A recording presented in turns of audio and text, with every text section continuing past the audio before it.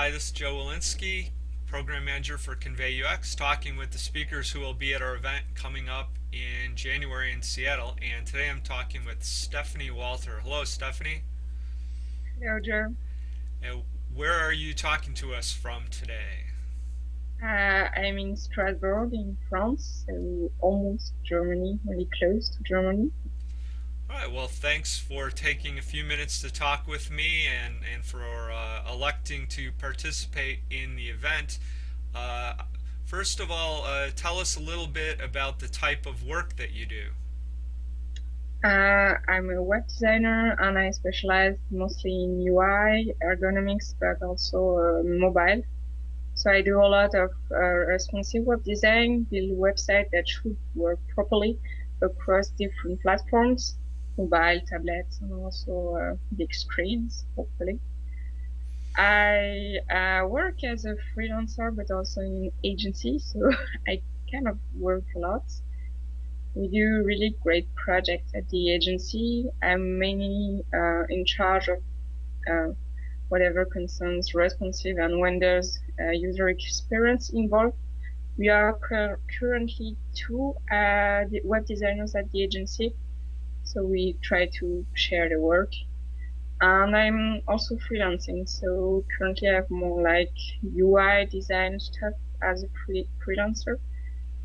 I worked on a project that should help doctors to see ultrasounds. Do you say that? Ultrasounds? Ultrasounds, yes. Yeah. And this is like for desktop things, and another one that's going to help a crane not to collide. That's not really sexy. Like I do sexy application, but I work with real businesses, real business cases. So I hope I won't make mistake with the one for the crane. Well, we're glad to have you involved and have you visiting us in Seattle. Uh, you do a lot of work with cascading style sheets and other web technologies. Are there any new Are there any new things that you're working on, or learning Uh, about, or yeah, interested in? I'd really like to have more time to work with SVG. I worked a little bit with this on my blog, just like sandbox thing, trying to do nice icons, change the color, stuff like that. SVG animation, but you can do more than just like use SVG for free icons on the web blog. So I'd like really to try to look what you can do with SVG concerning animations. It's pretty well supported, and also it's great because you don't have any problems with Retina displays.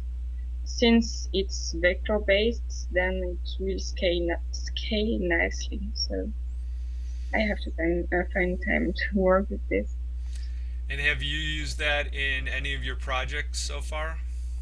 Yeah, currently we use SVG for any interface icons. So we've got a pretty like well workflow. I do all the icons in Illustrator, and I've got an extension to export all of those. And then we use them either in an iconic font or directly SVG into the website. All right. Well, when you are at the conference, your talk is going to be about delighting users through cascading style sheet techniques. So, could you describe your work in this area and how you think you'll be able to help people improve their websites through this? Yeah, well, when I started web design like 5 years ago, if you wanted a nice animation, you had to use JavaScript, jQuery if you didn't know how to write vanilla JavaScript. And it was a little bit scary to designers, like all these lines of code and stuff like that. Today you can do many, many things in CSS3, which is a more like, I wouldn't say, I can say it like that, designer-friendly language. So you can animate many things. So I'll try to show what you can animate, like hover effect, active stuff.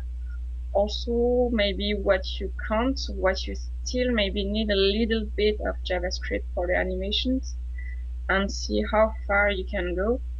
I'll try to keep it simple. I know the audience isn't like pure web developers, so the idea is to know a little bit more about what you can do in CSS animation, get a general knowing of this, and then go back home with some like useful code lines and maybe play a little bit at home.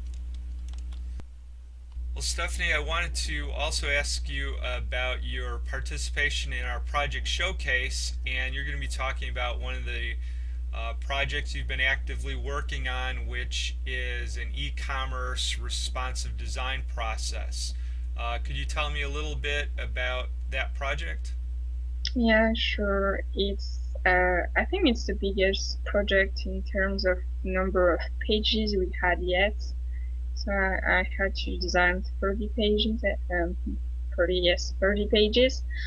And we tried to emphasize here on the mobile user experience. We did a lot of mobile first, especially during the web development phase.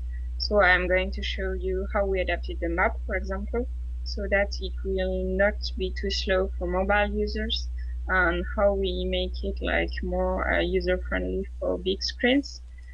And code was also quite a challenge because it's tables, and tables are things that are supposed to be seen on big screens. So how can you adapt tables for mobile users so that they like still have something comfortable to read? And we also had to try to find new ways of working together with the design team and the development team. We basically went back to paper, so I'll bring with me some of the stuff we did on paper, so that you may not always have to go directly to Photoshop if you want to adapt something. Well, it'll be good to talk with you in person about that project. Thank Thank you.